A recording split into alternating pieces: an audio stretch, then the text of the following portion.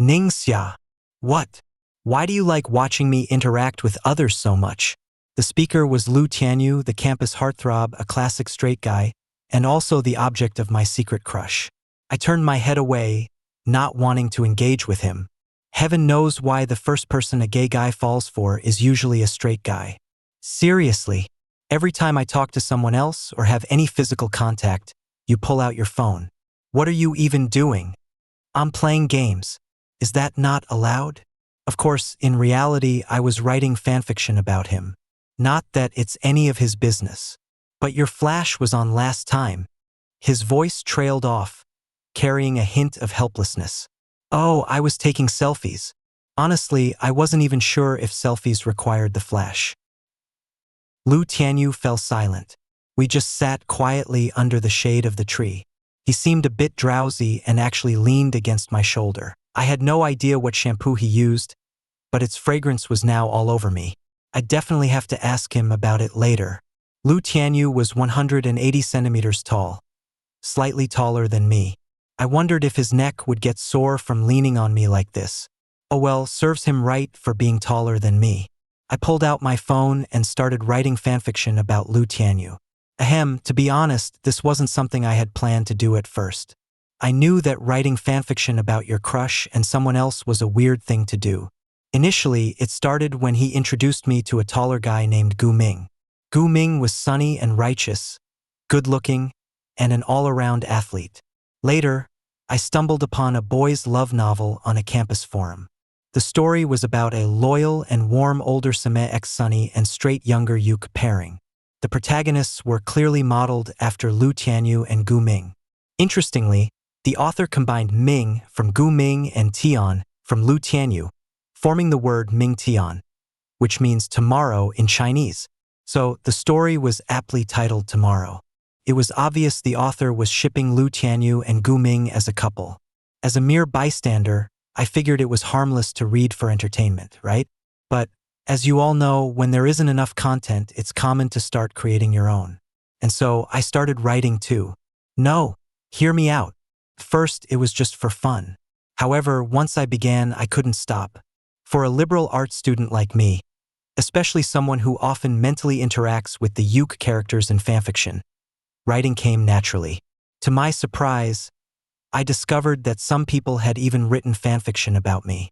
The ship name was Summer, Xiaoyan in Chinese. Apparently, a small number of people were shipping me with Lu Tianyu. My name, Ningxia, combined with Tian from Lu Tianyu, formed Xiaoyan, or Summer in Chinese. Still, the volume of summer fanfiction was too low for me to care much. But secretly, I liked it. Just a little. To avoid drawing too much attention, I chose to focus on writing fanfiction about other characters instead of Summer. As Lu Tianyu met more and more people, the number of fanfictions about him also increased. And in all of them, our protagonist, Lu Tianyu, was always the Yuk. To that, I wholeheartedly agreed. I'd been annoyed with him for a while. Ningxia, do you like guys? Of course not.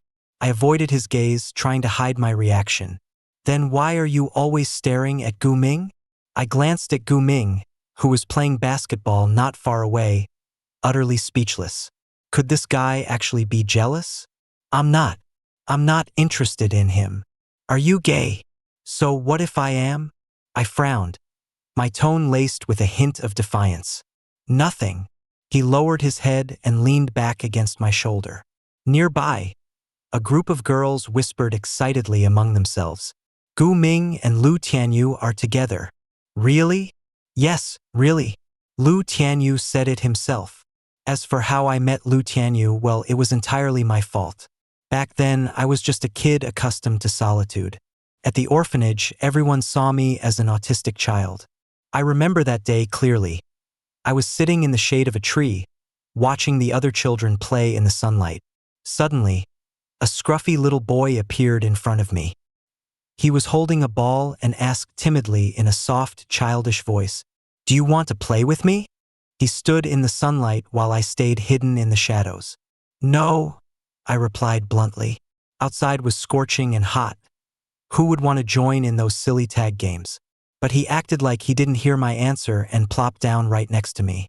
My name is Lu Tianyu. What's yours? In Ningxia. I couldn't understand why a kid like him wasn't playing with the others. If he was trying to fulfill some saintly sense of pity, he could stay far away from me.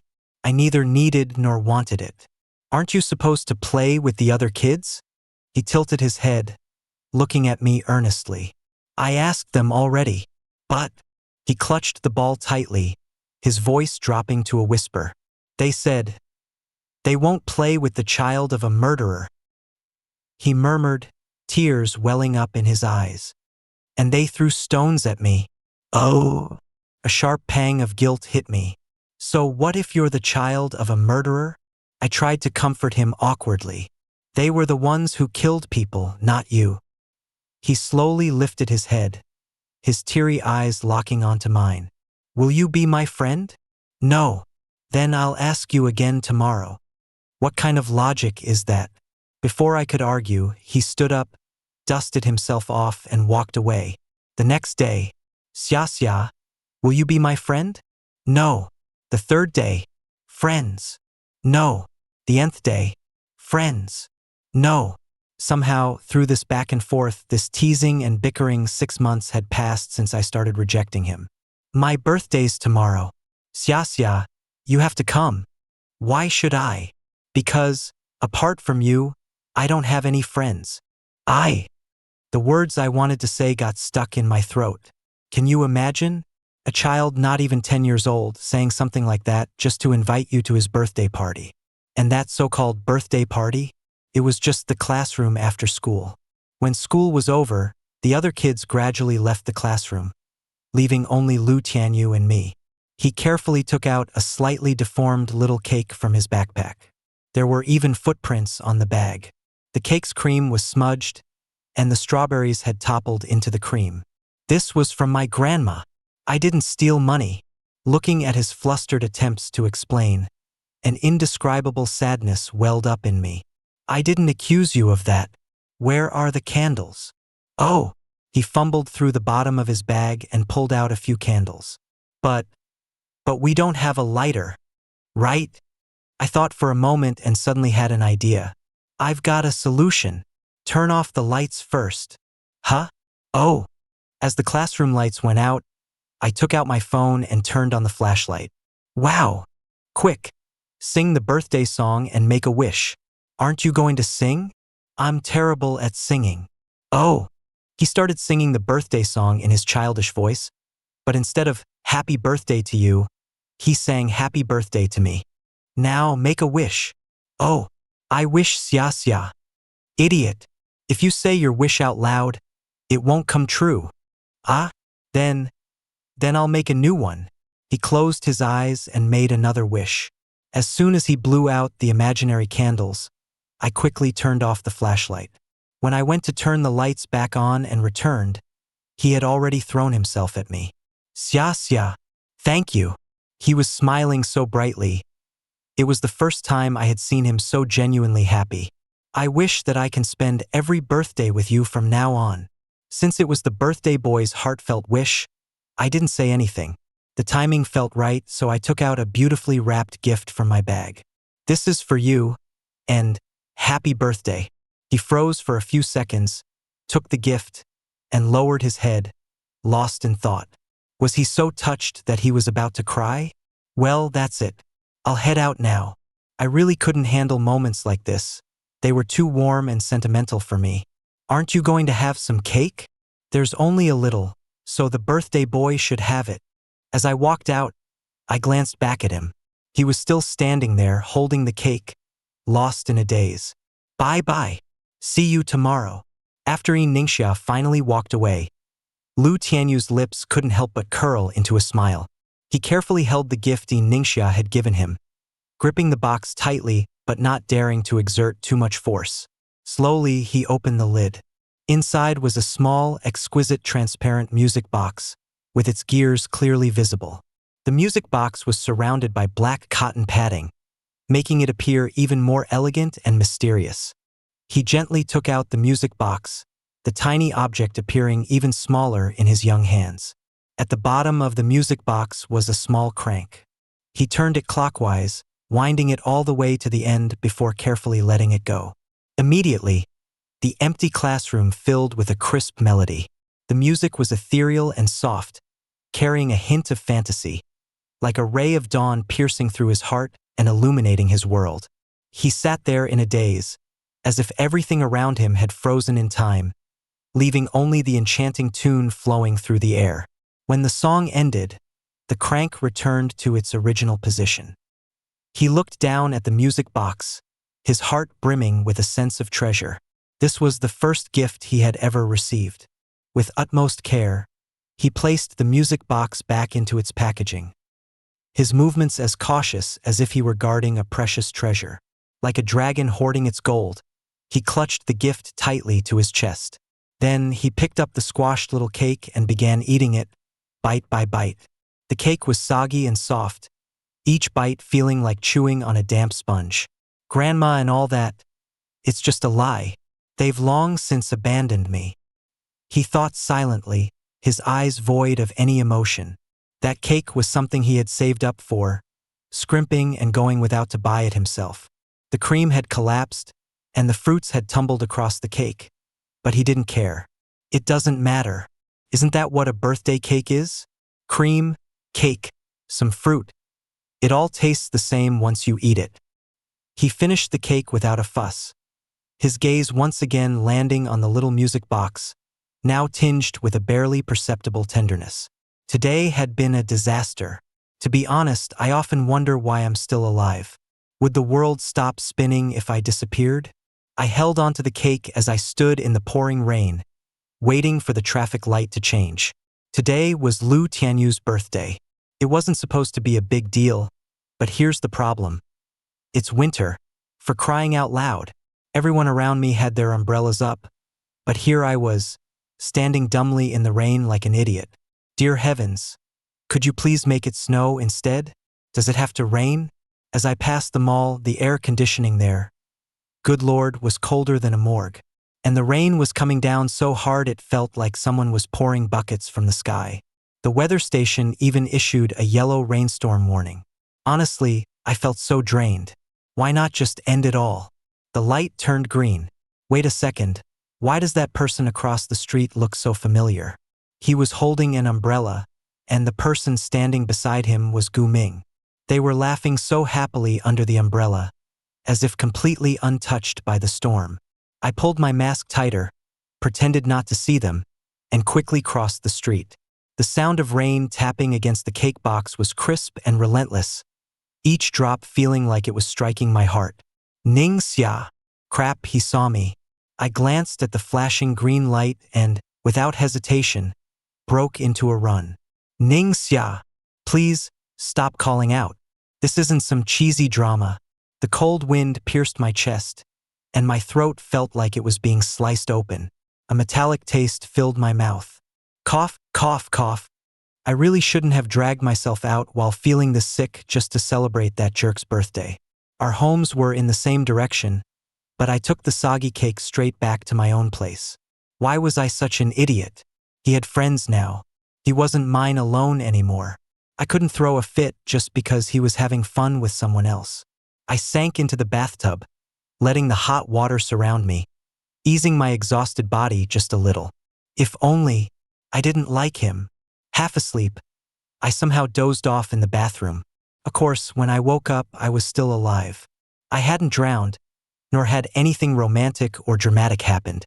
No Lu Tianyu suddenly bursting through the door to carry me out. Nothing of the sort.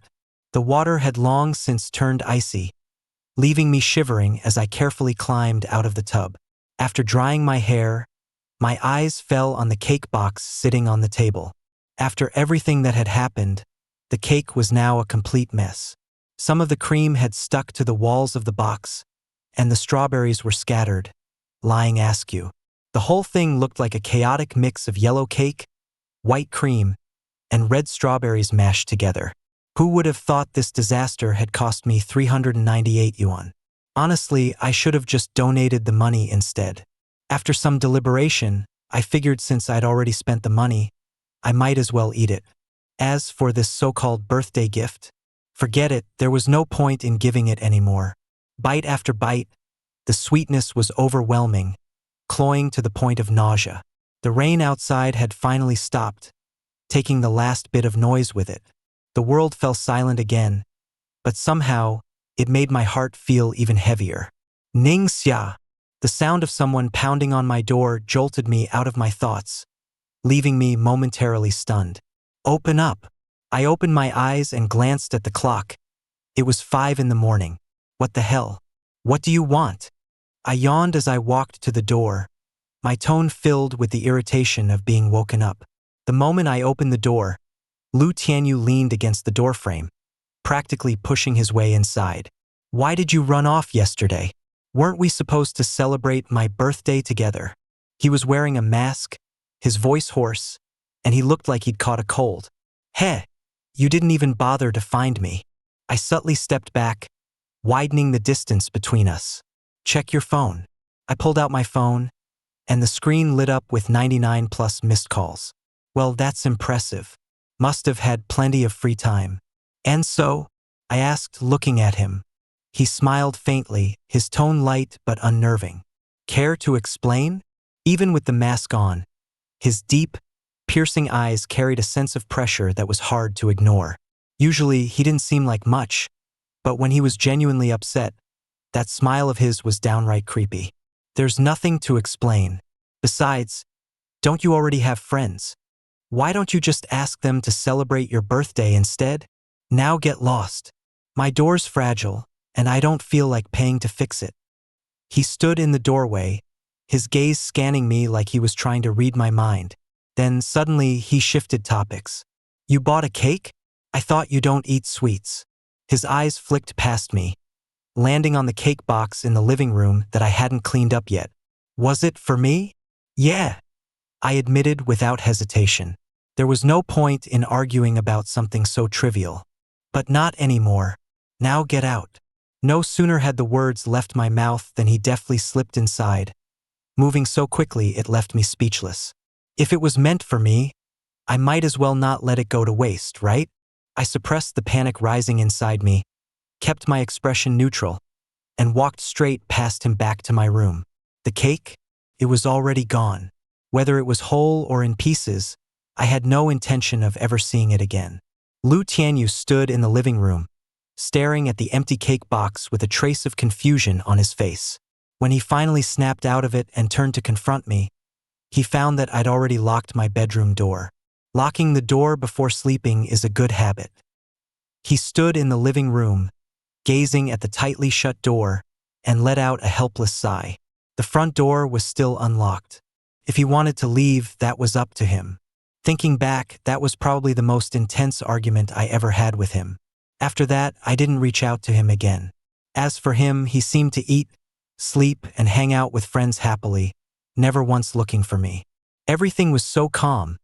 It was as if nothing had ever happened. Sometimes, I even wondered if he had ever truly existed. Really, there were moments when I suspected I might have delusions of being loved.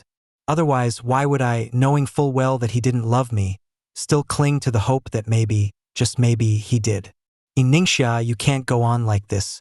If you do, you'll just sink deeper and deeper. Yes, it's time to cut your losses. From now on, it's best to sever all ties completely. Just as I started picturing a happy life without him, he showed up again.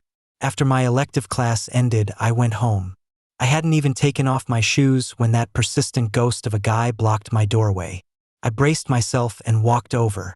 He was wearing a mask, and while his voice was still hoarse, it sounded much better than before. Cough. Where's my birthday gift? What birthday gift? There isn't one. I replied flatly while opening the door, trying to end the conversation. However, he stepped right into my home without hesitation.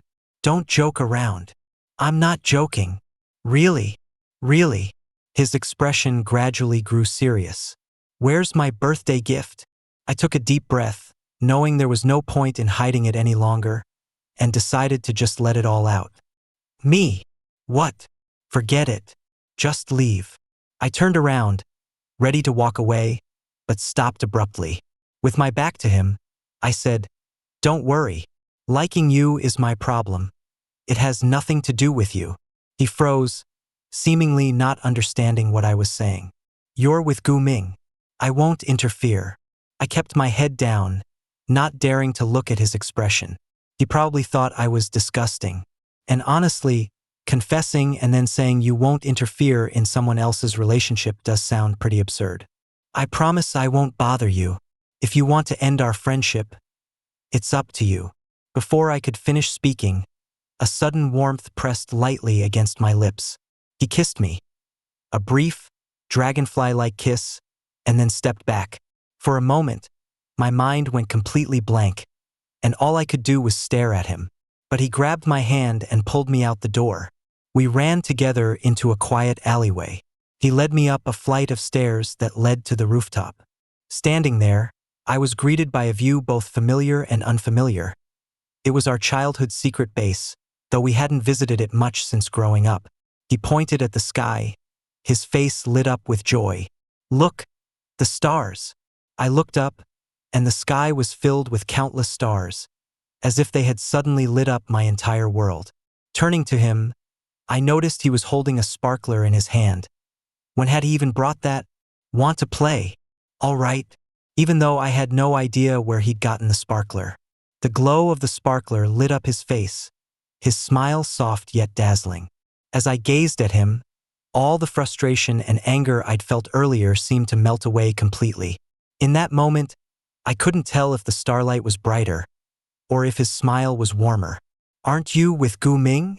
Couldn't help but ask. Huh? He has a girlfriend. I was stunned. This guy was seriously into people who were already taken. Wait a second.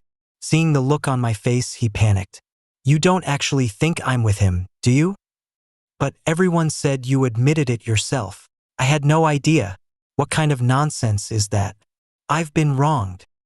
He was so flustered his face practically scrunched into the shape of a distressed emoji, looking ready to track down whoever started the rumor.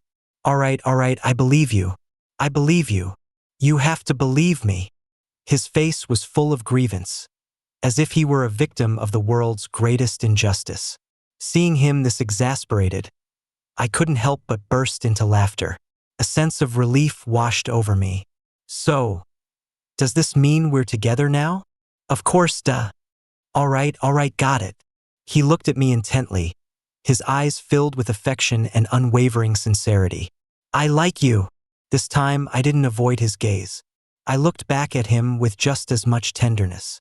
After we officially got together, he became even clingier than before.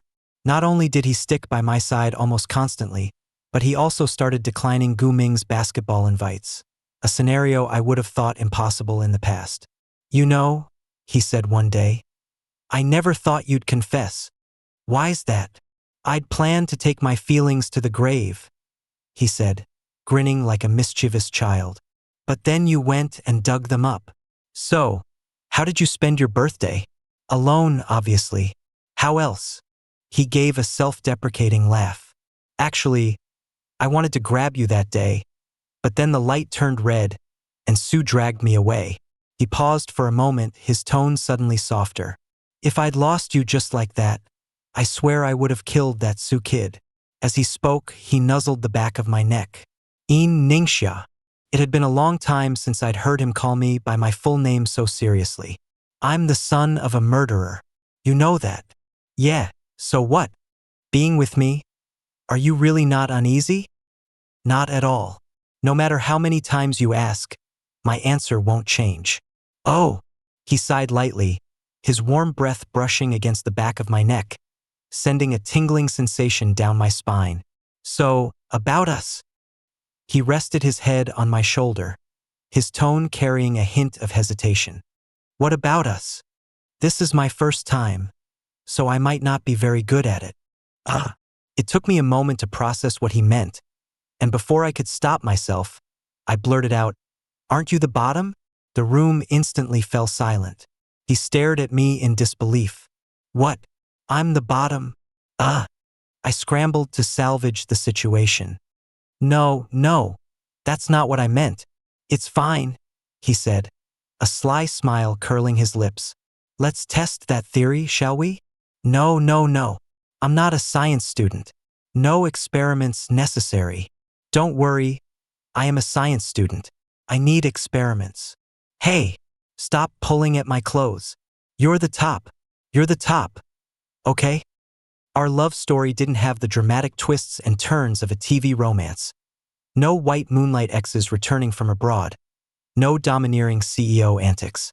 It all began simply because I had a crush on him and, as luck would have it, he liked me too. That's all there was to it. I was lucky and I was happy. Our love was ordinary, but it was beautiful. The end.